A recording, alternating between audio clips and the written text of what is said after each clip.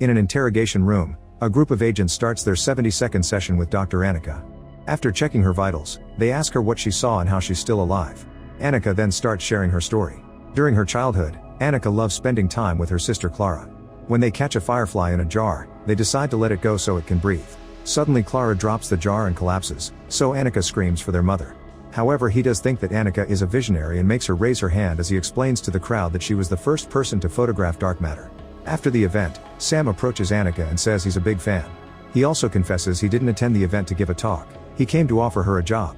They go to a bar and discuss her work, so she explains how she overlapped 233 data sets to find order in the chaos. When Sam asks why she did this, she answers that she wants to know what's out there. Sam offers her a 1-year contract to work for a small lab on a remote island in the Caribbean, but refuses to elaborate because it's confidential. Sometime later, Annika is taken to the island by boat and meets Charlie, an electronics engineer. He's the director of Gateway Labs and was hired by Sam to check on the technology he's installed on the island. When they arrive, they learn that the staff is only around 10 people because they're keeping things small. Annika explores the facility and admires a curious statue before entering the building. On the upper floor, she finds Dr. Perry, who is being injected with an immunobooster by a doctor. Perry believes aliens wouldn't use radio to communicate, instead he has an FTL communicator. It takes 2 photons and pairs them. One is kept on Earth and the other is sent light years away. They'll communicate with each other across the galaxy. Charlie points out that this breaks the laws of physics, but Perry explains it only bends the laws humans know. Annika also insists it's impossible, yet Perry swears that's what his machine does, and he built it 6 years ago in his basement. Unfortunately, it hasn't managed to replicate the quantum signatures, so it can't talk to the aliens yet. Charlie has done this replication in his lab in the past, which means that just like Annika, he's been brought to use his own experiment in this machine. Later, Perry checks on his daughter Lucy, who is playing with some ants on a tree. He tells her how humans studied ants to solve traffic problems and asks about her schooling, but the girl barely talks. Perry leaves without another word. In the lab, Annika double-checks that the signal is real and starts thinking about Clara. While they were camping, they thought they heard monsters. Clara didn't believe in them and wanted to leave the tent, but Annika stopped her, so they shouldn't get rid of them. She also knows that some of Charlie's patients end up taking the bionic eye off, which proves that people can be proud of their flaws. In the present, the agents point out that Annika knew Perry was a threat, so they wonder why she stayed. Annika explains she wanted to help because it wasn't a good idea to leave first contact with aliens to a crazy man. Her story continues, showing Perry checking on Lucy again. He only looks at test results and doesn't even talk to her before leaving. Later, Annika talks to the staff doctor, who hasn't left the island in 3 years and it's taking a toll on her. She explains that Perry lost his talk to the aliens yet, so Annika asks for 1 week to finish the project. While they chat, Perry keeps interrupting to comment on their meal and mentions unnatural dynamics among animals on farms. He says that an animal that prefers solitude will feel threatened by visitors and eventually attack. Suddenly Perry snaps, slamming the table as he tells the group that he won't wait anymore. He wants Charlie and Annika to fix his project now or he's done.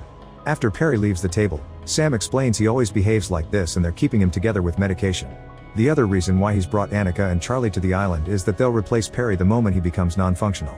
Afterward, Charlie and Annika drink while admiring the speed of light as a unit of measurement and repeat the code 10 times in different intervals. That way the aliens can tell humans are logical beings.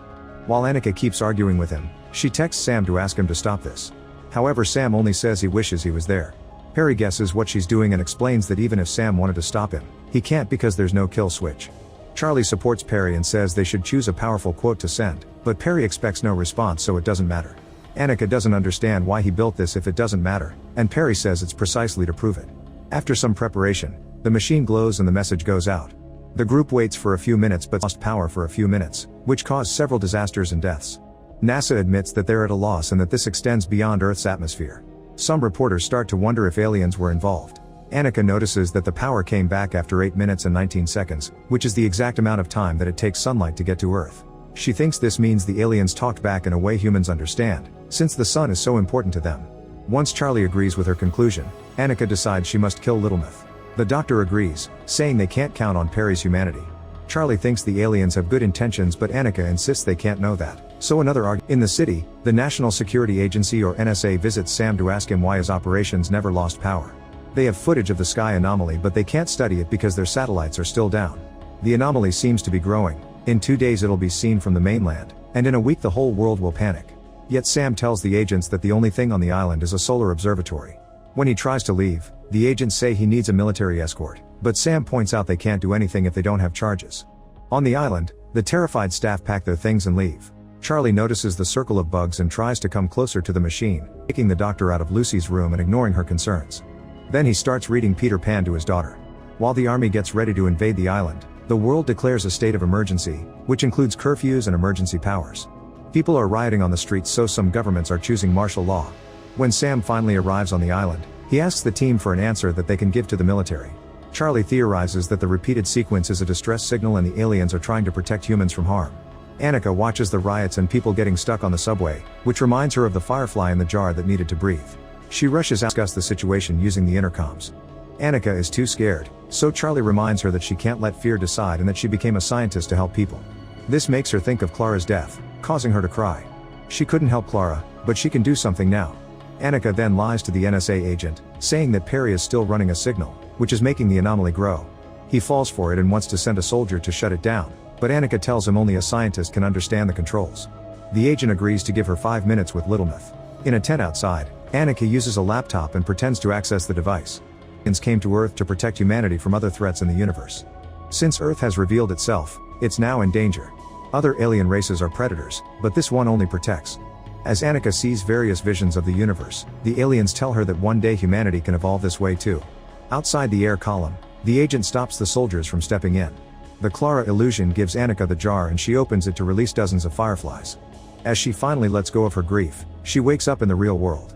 Suddenly the mysterious cloud starts growing at terrifying speed and covers the entire planet.